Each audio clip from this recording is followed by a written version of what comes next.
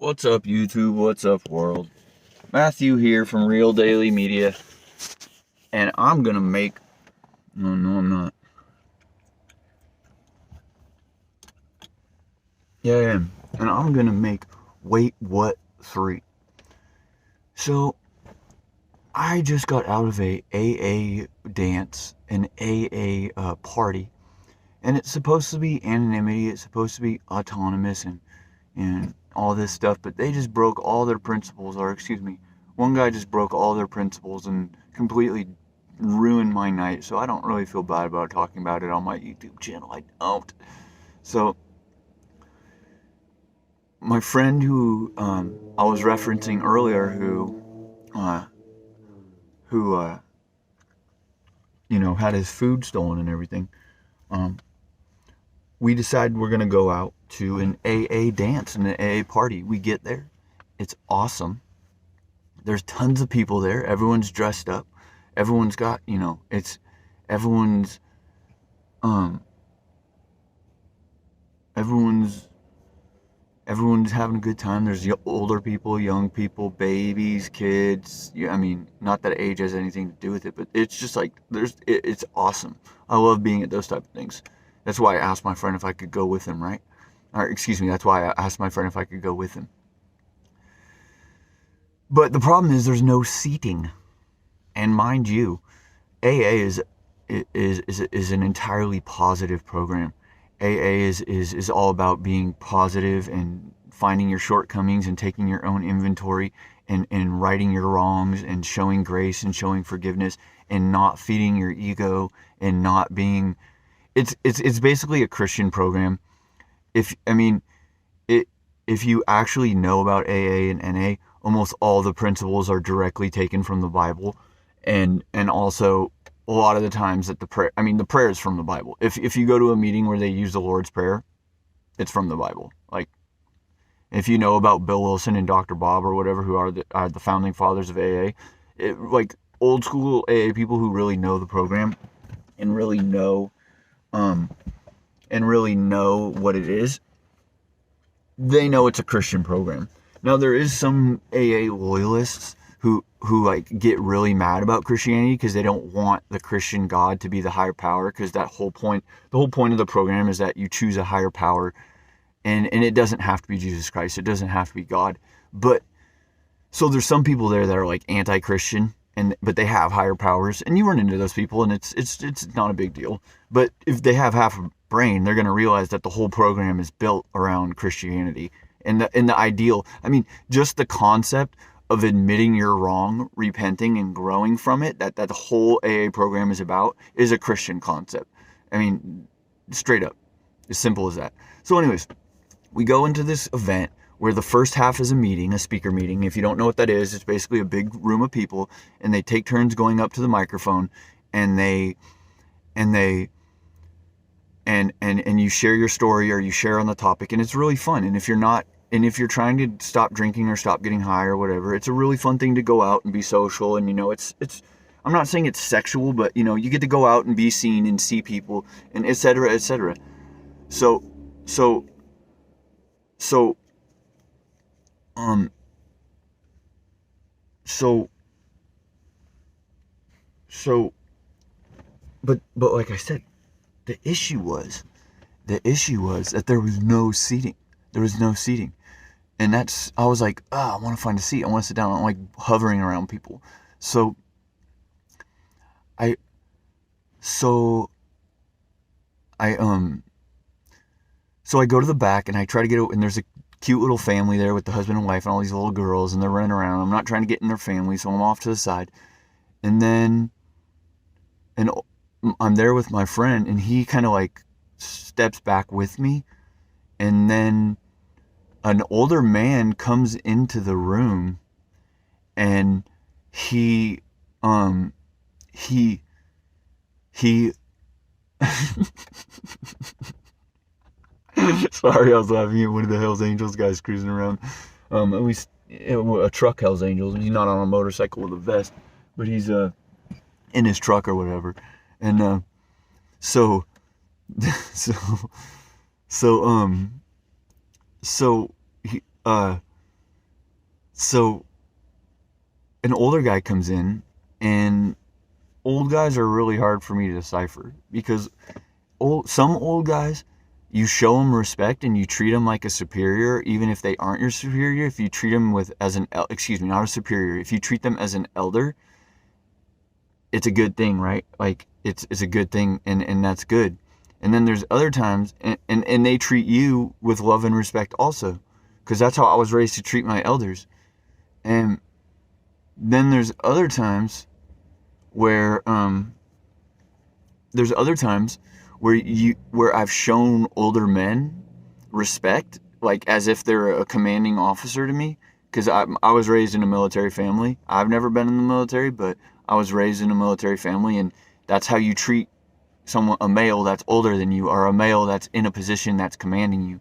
You follow orders, you show respect, you don't backtalk, you don't get funny, you sit up straight, you button up, and you show up and you do it.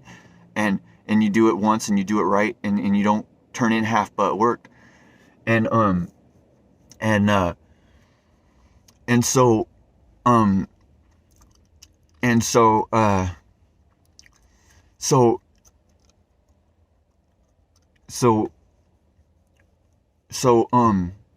so he walks in, and I'm trying to, and I right off the bat, I knew I shouldn't have done that. I shouldn't have treated him like he was a commanding officer to me, it's so hard for me not to want to be respectful to elder men to me, because that's how I was raised, and that's how I show respect to someone who's older than me, who appears to be knowledgeable or a godly person, and it's hard to tell. So I make the mistake of doing that, and sure enough, him and my friend take my spot where I was standing and completely block me out of the area, and I don't want to stand on top of this family or around this family. So I go over to another corner peacefully and neutrally, and I stand right there, and I'm smiling and enjoying myself. I love being in AA meetings. I love the event. It's all good. And along walks this obnoxiously greasy guy who I don't feel physically challenged by, because I know what it feels like to be physically challenged by someone. And I don't feel physically challenged by this guy. But he steps so close in front of me. He steps so close in front of me that he made a physical and dominating statement of move at, like, I'm stepping on you. Like he stepped so close and so blatantly, ignorantly in front of me that it made me look like a fool. I'm sitting there backing up, stupefied, like, why is this guy in my face? I'm like, yo, man. And so I literally said, I'm like, hey, man, what's your problem? He turns around, he goes, I was standing here already. And mind you, this is AA. Supposed to be a godly program. The whole thing is about practicing principles. The whole thing is about neutralizing your ego. The whole thing is about being repentful and being loving and being kind and practicing the program. Okay? So I'm dumbfounded at this point, because he's bouncing all around the room, and apparently I've taken his wall space. Not his chair, sorry, I don't mean to mind you to my viewers. Not his chair, I didn't stand next to his girlfriend. I stood at his corner of the wall. But come to find out, he's the leader of the entire event. So not only is he constantly moving around and going up and giving announcements and trading the microphone, he's also standing in all different parts of the room. And I took his corner of the room. Okay? So I'm severely irritated now, because I do not appreciate, and I'm not necessarily saying this is a good thing or I'm a tough guy or anything like that, but like, I'm really sensitive to that to personal space. I'm extremely respectful of other people, and I expect to be treated the same way that I treat other people. I don't, like, for example, today I almost got in a fight with someone in the house that I live in, and right after we squashed it, I wouldn't even run the water next to his cooking ingredients because it was splashing. He even told me I could, and I was like, no. I was like, I feel bad. I don't want to splash your food. I'll just wait till you're done. Because that's how I am. I don't disrespect people on purpose. It's just how I was raised. And I'm not trying to brag. I'm not trying to to toot my own horn. I'm just telling you the truth about it, okay? So, and sorry for saying okay. So so so I step back, and now I have nowhere to stand, and I still want to enjoy myself. And I think to myself, what am I gonna, so that's the first wait what? Like, wait, what? Like, did that just happen in an AA meeting? And then I gather myself, and my adrenaline's running at this point, and I go back to him, and I talk to him. I say, hey man, and I'm speaking. I'm not challenging him. I'm not doing anything like that. And and and and and I speak to him. I go, hey man, next time if something like that happens with me, all you have to do is talk to me. All you have to do is speak to me and say, hey, you took my seat. And I would have moved. I would have shook his hand and said, hey, no problem, brother. I hope you have a good night. Let me get out of your way. I was like, and he gets all worked up and in a fuss. And he goes, hey, and of course he starts raising his voice and getting all, instead of just responding and saying, no, I don't have to do that, or F you, or anything like that. Instead he goes, you know what, step outside. And at this point I'm confused, and I'm trying to be peaceful and practice the program. And looking back, it may not have been good to say that, to come back to him and say that, but like, it gets really old to like have people do that kind of stuff to you. So you eventually have to learn how to handle it. I'm not just going to punch everyone from behind. I wasn't raised to do that either. So he it so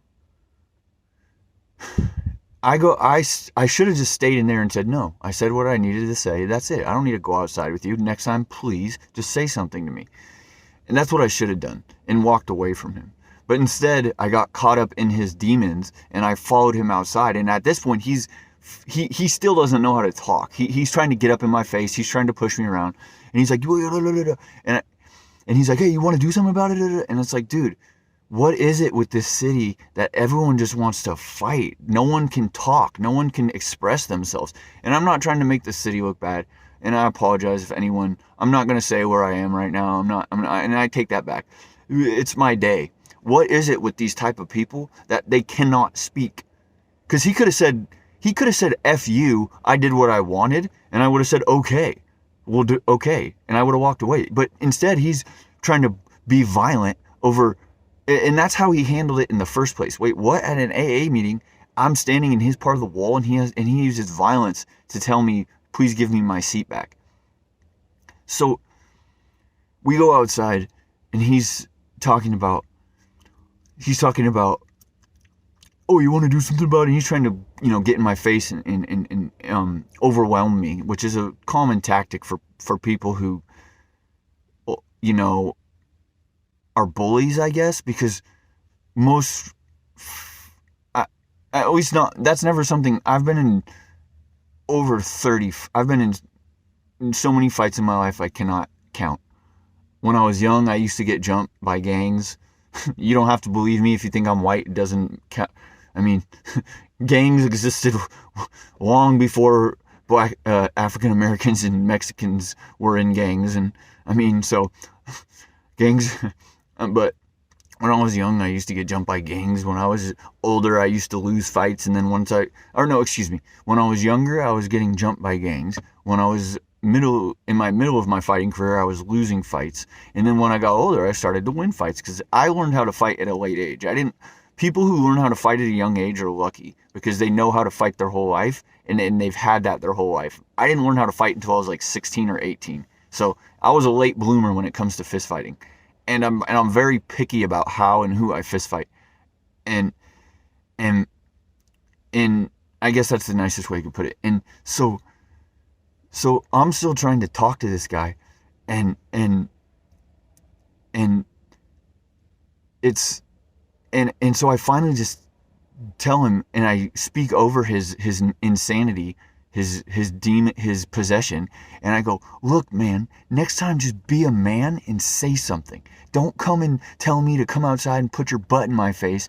Don't come put your butt in your face and stand in front of me and sexually harass and do that kind of weirdo crap. Just tell me, just say I told him, be a man and say something. Say, hey, you took my spot, can I please have it back? And he doesn't want to hear it. He's So I go back inside, and he comes in, and he thinks he's punked me, and he thinks he's bad at, and it's silly. It's silly at this point. So let me ask you, AA, wait, what?